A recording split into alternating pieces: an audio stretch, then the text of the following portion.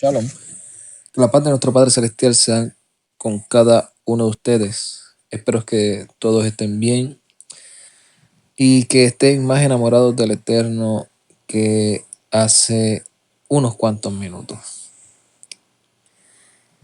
En esta ocasión voy a estar compartiendo algunos audios sobre algunas de las clases o un compartir que estuve teniendo con unas personas que aprecio mucho, que amo mucho, que hasta el día de hoy sigo orando por sus vidas y que anhelo y deseo que el Eterno esté obrando en cada uno de ellos, en todas las áreas de su vida. Y esto es una de las cosas que tengo que empezar a decir y aclarar, porque en los audios que voy a estar compartiendo fue audios que estuve dándole clases sobre algunos temas a estas personas y surgieron algunas preguntas sobre lo que se estaba exponiendo.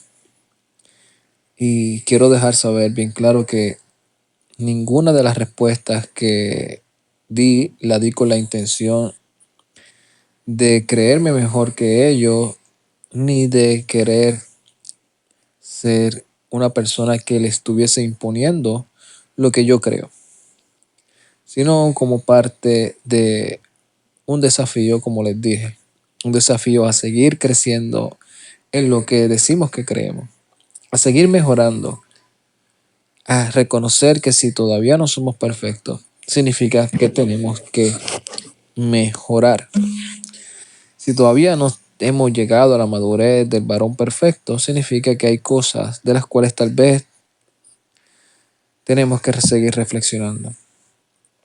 Y estuve escuchando estos audios hace poco y tomé la decisión de extraer algunas partes sobre algunas preguntas que me hacen sobre algunos temas que considero que las personas que puedan estar escuchando este audio van también a tener tal vez una respuesta, porque tal vez son las mismas preguntas que se están haciendo, o tal vez preguntas que le están haciendo otras personas y ellos como que tal vez no saben realmente cómo contestarle.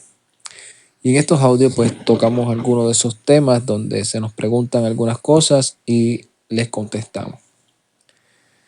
Espero que sea para edificación para todos aquellos que lo escuchen, que pueda ayudarlo a poder compartir también con sus familiares sobre la fe, con sus amigos y con aquellas personas que tal vez están pensando todavía como nosotros pensábamos antes o un poco diferente a lo que pensamos hoy en día. Esa es mi intención, como siempre lo he dicho en cada uno de los estudios. Mi intención es que ustedes sean edificados en el Eterno y crezcan en la emuná, en Yeshua, el Mesías. Así que mi respeto a cada una de estas personas que me dieron la oportunidad de compartirles mi emuná, mi fe. Espero que sea de edificación para cada uno de ustedes. Shalom. Vamos a escuchar el audio. Vamos a empezar entonces sobre lo que hablamos la semana pasada. ¿Se acuerdan algo sobre quién era Marción? Marción, el hombre que dentro de todo fue, bueno, o uno de los hombres que hasta el día de hoy seguimos una pauta que él marcó. Estamos hablando de la clase Historia de la Iglesia y Origen de las Doctrinas. ¿Verdad? Y hablamos que es parecido a ese hombre o a esa mujer, ¿verdad? Hicimos una paráfrasis la semana pasada, o se puede decir una metáfora, se puede decir también, o un simbolismo traemos un simbolismo de un ejemplo secular de esa mujer que es de la novela y la sientan y le cuentan la verdad de la historia de que ella no es pobre, sino que es rica, ¿verdad? Y que esa no era su mamá, que su mamá es aquella supermillonaria o su papá es aquel supermillonario, ¿verdad? Y estuvimos hablando de la estructura, de cómo comenzó la estructura teórica y gramatical, ¿verdad? Escrito por los comienzos del principio. Empezamos por Abraham, o bueno, desde el principio, desde Adán, después Noé, después Enoch, hasta Abraham, después Moisés, que es donde empieza o donde se comienza, ¿verdad?, a marcar esa estructura para un pueblo, ¿verdad? Donde se le empezó a dar el consejo de nuestro Padre Celestial, un consejo de cómo el Padre anhela y desea que el ser humano viva. Y escoge un pueblo, escoge un hombre, y de ese hombre escoge una descendencia para empezar a poner esa descendencia de este hombre llamado Abraham, ¿verdad?, por medio de Isaac y Jacob y de sus 12 hijos o de sus hijos, y empieza a marcar una estructura. Primero los saca, ¿verdad?, los liberta para demostrarle al mundo el poder de que hay un solo creador y que nada de esos dioses de Egipto ni de ninguno de esos lugares tenían poder, sino era el que tenía el poder, y empieza a marcar para que esas personas sean el modelo a seguir. Y ese consejo, ¿verdad?, o esa motivación la vemos cuando leemos Deuteronomio, si no me equivoco, es Deuteronomio 4, o Devarim 4 en hebreo, pero Deuteronomio 4, donde dice que el Padre le empieza a decir a Moisés, dile a este pueblo que cumplan todas estas cosas, todas estas leyes, estos mandamientos, porque cuando yo los haga, las demás naciones van a empezar a decir de ustedes qué nación tan, ¿verdad?, tan justa, tiene leyes tan justas, qué nación puede estar tan cerca de su Dios. Y ese Dios, ¿verdad?, es como indirectamente escuchar y hablar con ellos. ¿Cómo puede estar tan cerca cada vez que ellos les hablan? Dicen, y cuando las demás naciones lo vean, van a decir, mira, esta nación tiene el modelo perfecto, ¿verdad? Cuando hacemos eso, indirectamente el Padre, o directamente el Padre lo que está diciendo es, yo los establecí a ustedes en este lugar, con estas ordenanzas y con todas estas cosas, para que el mundo que está alrededor de ustedes, las naciones que están alrededor de ustedes, vean esto como una luz y se acerquen a ella. Y pasen del reino en el que ellos están, en que no hay luz, un reino de tinieblas, un reino donde hay leyes injustas, donde no saben ni qué están adorando, le adoran a los palos, le adoran a la luna, le adoran a todo aquello, y cuando vean esa luz van a decir, espérate, aquí hay tantas leyes tan justas, aquí esta gente vive un modelo envidiable. Y cuando te pregunten por qué tú tienes estas leyes tan justas, cómo tú tienes tanta sabiduría, tú vas a tener que decir lo que en una ocasión José le contestó al faraón y lo que en una ocasión Daniel le contestó al rey de Babilonia. Digo, esta sabiduría no proviene de mí, esto viene del Altísimo. Y ahí ellos van a decir, y diséñame quién es ese Altísimo, dónde lo tienes clavado, dónde lo tienes parado, dónde lo tienes. Y va a decir, él nadie lo ha visto. Ese es el invisible, ¿verdad? O en hebreo se le dice el Ein Sofi, el eterno. Este es el eterno, el que siempre ha existido. La fuente donde emana todo lo que vemos hoy. Y en todo ese proceso vimos que después que pasaron montones de años de la restauración, después de que salieron de Babilonia y volvieron por el edicto de Ciro, vino un hombre llamado Esdras, ¿verdad?, que vimos que fue el que es el que se encargó de hacer, se podría decir, una reforma, ¿verdad?, para poder entender el lenguaje, y estructuró todo lo que nosotros tenemos hoy como Tanaj, como lo que tenemos como del término bíblico hebreo, son 24 libros. En el término, se podría decir, occidental, de cómo lo hicieron los occidentales, ¿verdad? O los que no siguen el modelo de la estructura hebrea, pues son 39. A esos 39 libros se le llama el Tanakh, y dijimos que se le llama Tanakh, pues son las letras de cada uno comienza. La T por la Torá, ¿verdad? La N por los Nevi'im, por los profetas, y la K o la Kof por los Ketubim, que son los escritos. Que son los escritos. Pero a esa estructura que fue la que el Mesías y Yeshua, ¿verdad? O Jesús, como ustedes lo llaman, el Mesías le empezó a decir a todo aquel que le seguía que eso que el Padre estableció iba a durar para siempre, que hasta que el sol y la luna pasen, dice, hasta que no pase el cielo y la tierra, esto va a permanecer. Pero vimos en ese desarrollo, un poco más adelante, que cuando una vez mueren los Sheliachim o los apóstoles, empezó el hombre a meter su cuchara. Y que esa cuchara que empezó a meter el hombre fueron esas personas que lamentablemente tenían que seguir dando el modelo. Y que esas personas lo que hicieron fue, empezaron a hacer indirectamente lo que Jacob o Santiago le amonestó a aquellos que le escribió una carta. Que le dijo, ustedes, ¿cómo pueden hacer excepción de personas? Eso no es bueno delante del Padre. Porque viene uno rico, y usted le dice, siéntate aquí. Pero viene el pobre. Y eso dentro de todo empezó a hacerse en esas personas que empezaron a coger las cosas y el diseño bíblico que era para todos y era el único modelo que cuando Shaul o Pablo lo enseñaba, Kefa, Pedro lo empezaron a enseñar, dice que llevaban los rollos y que en una ocasión se los llevó. Esos rollos no eran un diseño de ellos, era un diseño que ya estaba establecido y que cuando se lo llevaron a un lugar llamado Berea, dice que esas personas tenían un rollo también. Y que en ese rollo que empezaron ellos a tener, empezaron a abrirlo juntamente con Pablo, y que cuando lo leían y Pablo les empezaba a explicar, ellos decían que ellos confirmaban por medio de esos rollos que lo que Pablo les estaba enseñando era verdad.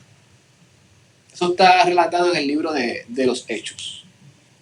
Y vimos en el desarrollo que esos rollos, lo más seguro, el rollo que se podía estar utilizando o que se utilizaba en esos tiempos, los pocos que podían tener acceso a ese rollo, se le llamaba, usted lo dijo, ¿verdad? La semana pasada, antes que yo lo dijera. ¿Cuál era? En los rollos. La Septuaginta, ¿sí o no? La Septuaginta. Vimos que se le llamaba la Septuaginta por los 70, por la historia, ¿verdad? Que dicen de los 70 escribas que la escribieron. Pero más adelante seguimos pasando los años y vimos que murieron, pasamos a finales del primer siglo, entramos en el segundo siglo y empezaron los debates. ¿Por qué? Porque estas personas que empezaron a creer, que se empezaron muchas personas y en la persecución y todo, pero hubo un grupo de personas que empezó a creer en esto, pero no a entenderlo.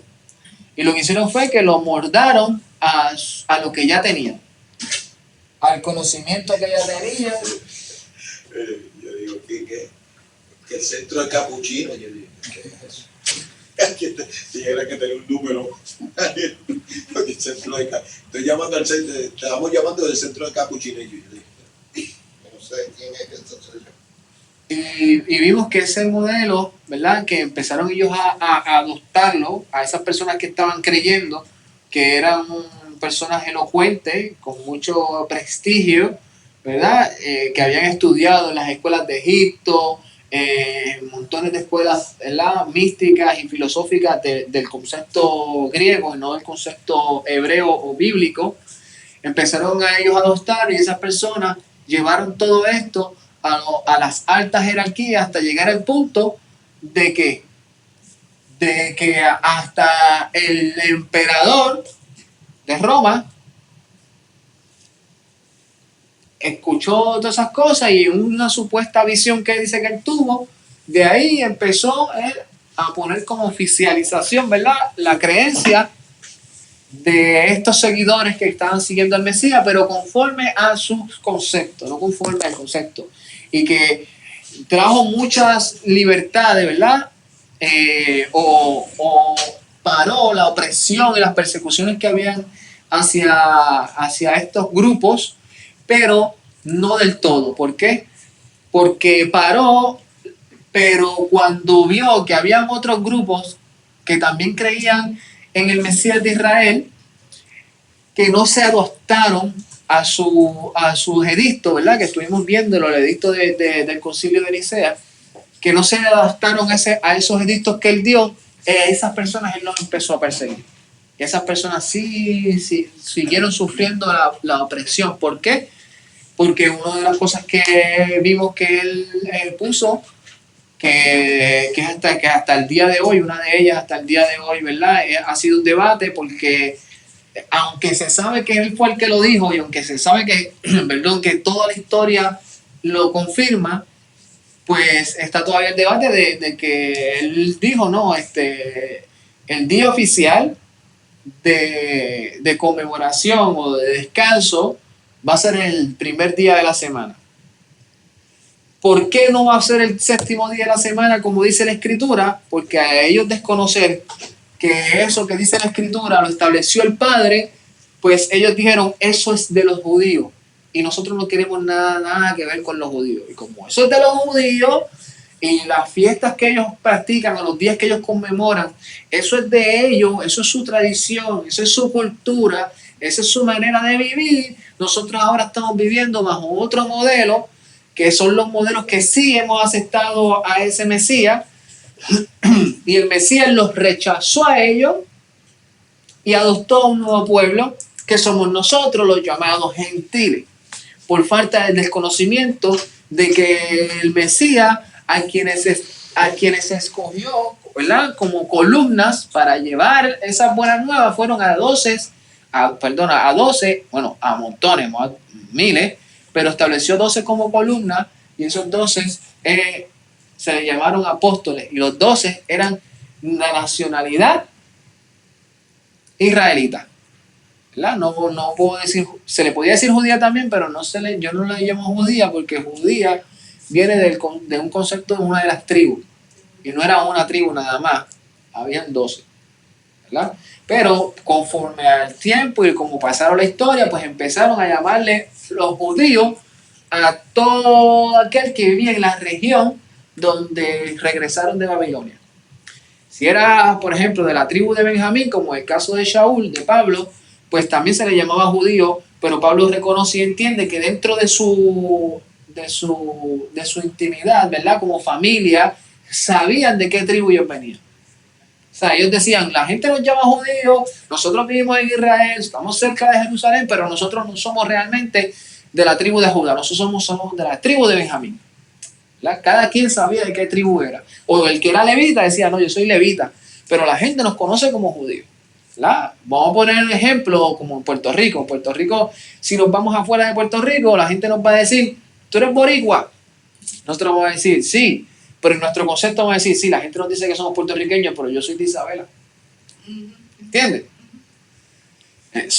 Vivo dentro de una región donde nos llamamos a todos puertorriqueños, pero yo soy, no solamente soy de Isabela, yo soy de la familia Figueroa, ¿verdad? Y eso ellos lo entendían. Pero vemos que cuando, inclusive ese hombre llamado Shaul de la tribu de Benjamín, también fue el que fue escogido como maestro, ¿verdad?, para la mayoría de los incircuncisos, se le podía decir, ¿verdad?, o de los gentiles, porque ellos le empezaron a llamar gentil o incircunciso a todo aquel que no era de las tribus de Israel. Aquellos que no eran de las tribus de Israel, ellos le llamaban gentil. Esos eran adaptaciones, porque la palabra gentil viene de la palabra goim. Y goim, inclusive, a veces se utiliza aún para el pueblo de Israel. Porque la palabra goim lo que significa es pueblo. Eso es lo que significa en sí la palabra goim. Pero ellos empezaron a utilizar esa palabra como una palabra para referirse a todo aquel extranjero, todo aquel que no pertenecía a una de las 12 tribus de Israel. Dice, pues nosotros somos el pueblo elegido, Israel. Los que no son parte de este pueblo son el pueblo. ¿Sabe? Para referirse a personas que no tenían ese linaje. Y esta persona, al desconocer todo esto y al desconocer porque eso fue lo que se estableció para marcar ellos, yo traje un ejemplo secular y les dije la semana pasada que qué es lo que yo necesito o qué es lo que qué es lo que necesita alguien para ser gobernador de un pueblo, de un país. Lo que necesita alguien para ser gobernador de un pueblo es que el gobernador que esté se salga, ¿verdad? O que lo saquen. Dentro del concepto psicológico se entiende esto perfecto. Y estas personas, para poder decir, nosotros tenemos la autoridad, y así fue que el Mesías nos envió a vivir y nos dio la autoridad a nosotros para nosotros diseñar un modelo nuevo, pues tenemos que destronar a aquellos que siempre han estado. Que el Padre mismo dijo que nunca los iba a rechazar, que eso siempre iban a ser su pueblo, que los iba a amonestar, que los iba a castigar, pero que por amor a sí mismo, para que las demás naciones no hablen mal de él, ¿verdad? Del Padre, de una manera simbólica el Padre lo utiliza, ¿verdad? Dice, para que mi nombre no sea menospreciado en otras naciones, por a mí mismo yo voy a cumplir lo que yo les prometí a Abraham, que ustedes van a ser una nación y que ustedes van a ser mi pueblo, y yo voy a usar los medios que voy a usar para que ustedes puedan entender que yo soy el Elohim de ustedes, o el Dios de ustedes. Y el medio que utilizó, nosotros sabemos que fue el Mesías. Fue el Mesías, su hijo, el Mesías Yeshua, que lo envió para amor a su pueblo, o amor a toda la creación, para redimirlos de un pecado de adulterio. Ese pecado de adulterio que el Padre, de una manera de profecía, ¿verdad? Le dice al pueblo, le dijo, creo que está en el libro, el profeta Oseas, le dice, yo les doy carta de divorcio a ustedes, porque ustedes se han prostituido con todos los pueblos, ¿verdad? Y según el término establecido por el Padre, un hombre no puede recoger a su esposa una vez le da carta de divorcio, ¿verdad? ¿Por qué? Porque eso es como una abominación dentro del término, ¿verdad?, legal. Dice, para que esa mujer se vuelva a casar y ese hombre se vuelva a casar, uno de los dos tiene que morir, ¿verdad? Para que entonces el testamento que estaba se cumpla en ella. Y el Padre, pues, como él no puede morir, el Padre no puede morir, el Padre no es hombre para que mienta ni hijo para que se arrepienta, pues se usó el medio que fue su hijo, y en su hijo cargó todo el pecado de la humanidad, de adulterio y de fornicación en su hijo, y lo estableció, ¿verdad?, en un madero, que murió en la muerte que todos teníamos que morir. Y una vez el hijo muere, pues ahí toda la humanidad quedó de una manera indirecta, ¿verdad?, limpia, para un nuevo comienzo, una nueva oportunidad, comenzando con el pueblo de Israel. Porque para eso fue que vino el Mesías. Dice, yo vine a los enviados, a las ovejas perdidas de Israel. Cuando el Mesías resucita, pues el Mesías, ¿qué hace? Él tiene ahora el derecho que el Padre le da y la autoridad que el Padre le da para reclamar a su novia para atrás. Y el Padre hace un desposatorio. ¿A quiénes? Al Mesías con su novia, que viene siendo la iglesia, ¿verdad? Y esa iglesia vimos que estaba compuesta desde ¿quién? Desde Abraham, y sigue y se forma con las 12 tribus, que se les llama iglesia o cajal en hebreo, que es congregación, y sigue, hasta que esa cajal fornica, el Padre le da carta de divorcio, pero la vuelve a recoger, que dicen, en los mismos profetas lo dicen, el mismo profeta lo dice, yo te di carta de divorcio, pero después te voy a llevar al desierto y te voy a recoger, y ya tú no me vas a llamar Señor.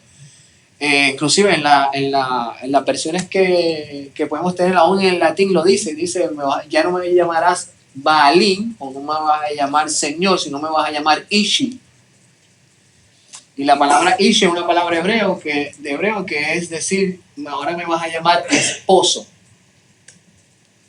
¿Sabes? Ya no me vas a llamar Señor, vamos a llamar esposo. Porque entonces el Padre nos desposa con el Mesías viene siendo la cabeza desde los primeros, desde Adán hasta el día de hoy, ¿verdad? Pero de los primeros, porque comenzó con el pueblo de las 12 tribus, con la descendencia de Abraham. Y nosotros nos volvemos descendientes de Abraham y a nosotros se nos hace vigente la muerte y resurrección del Mesías y nos limpia de nuestro pecado. ¿Cómo? Por medio de nuestra aceptación al Dios de Israel y la aceptación de que Él ha enviado el medio a su Hijo para redimirnos. Y obviamente nosotros reconocemos el señorío de ese Adón, de ese Mesías, de dos maneras. Por la confesión de nuestros labios, ¿verdad? Que va acompañada con la actitud, con las obras que hacemos, que es lo que confesamos, ¿verdad? Se supone que sea lo que hacemos. Y con lo que estuvimos hablando, que explicamos un poquito a lo último la semana pasada, con la tevilá o con el bautismo, como lo conocemos. Por eso nosotros son los medios que nosotros reconocemos el señorío, porque el simbolismo de la tevilá o del bautismo, la purificación es: yo muero con el Mesías y resucito con el Mesías. Y ahora ya no vivo la vida que llevaba, una vida sin Elohim, sin pacto, sin promesas, sin Mesías.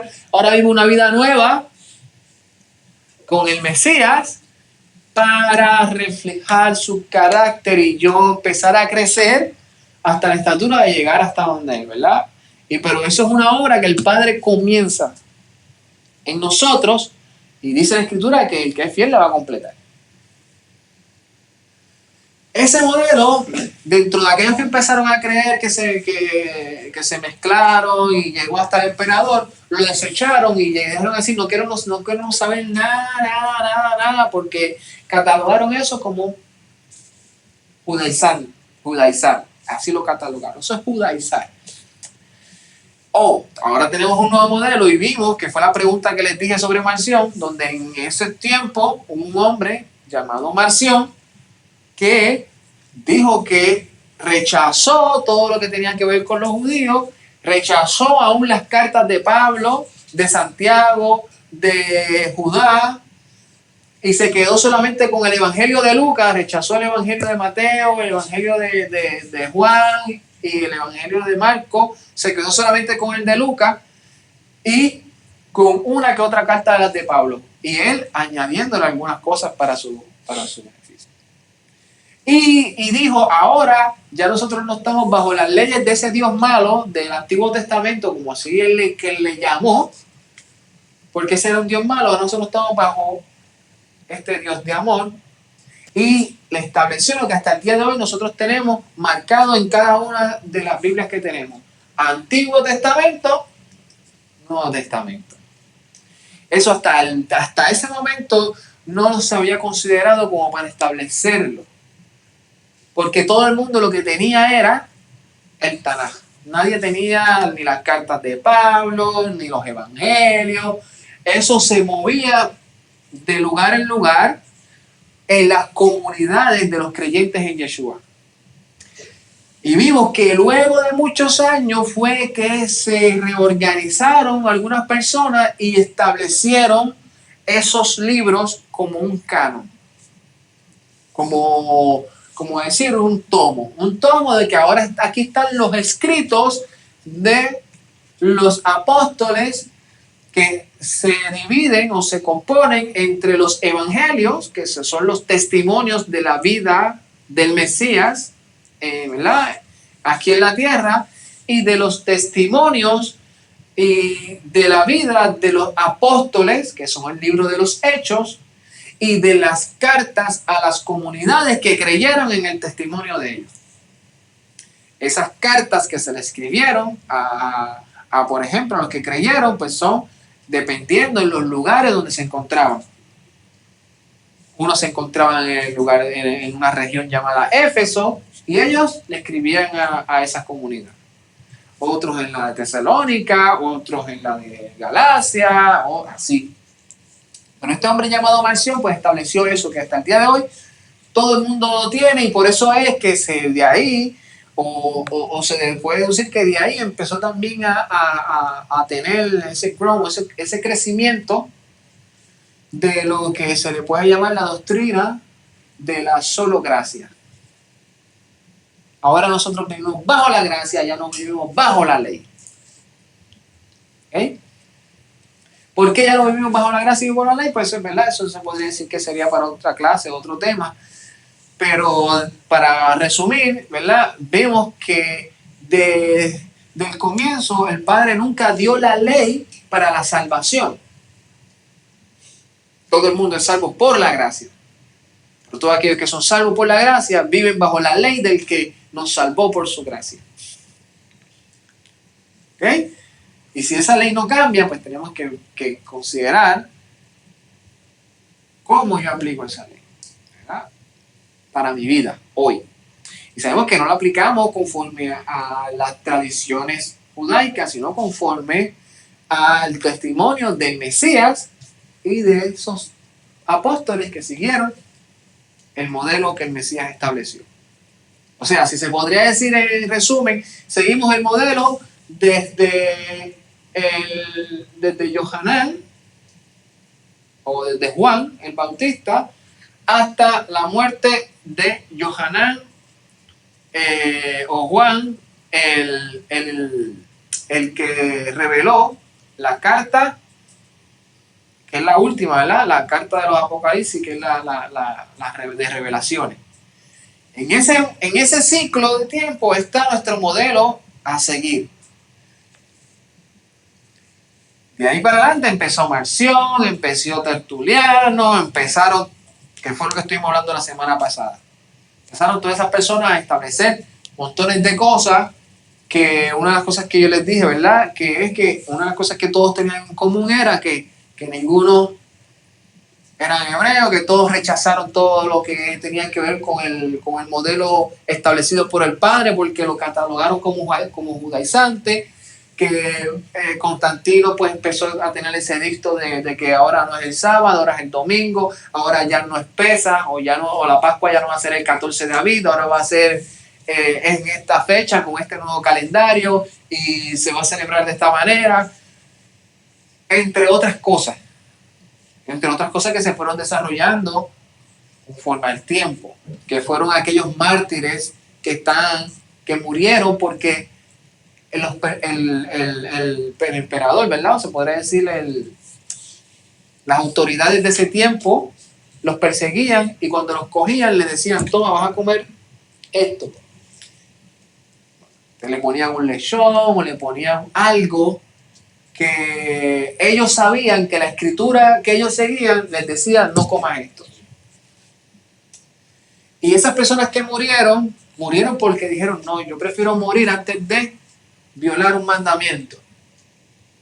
Porque ellos decían: ustedes no saben, nosotros ahora estamos bajo una gracia que nos permite comer de todo, y como ustedes no quieren seguir el modelo, se puede decir, de Constantino, de aquellos que aconsejaron a Constantino, ustedes quieren seguir siendo el modelo bíblico, que para ellos no era bíblico, ustedes quieren seguir el modelo judaizante, pues los vamos a matar y los vamos a perseguir, porque ustedes no son de nosotros, ustedes son de los que traicionaron al Mesías y lo mataron también, o están blasfemando el nombre del Mesías.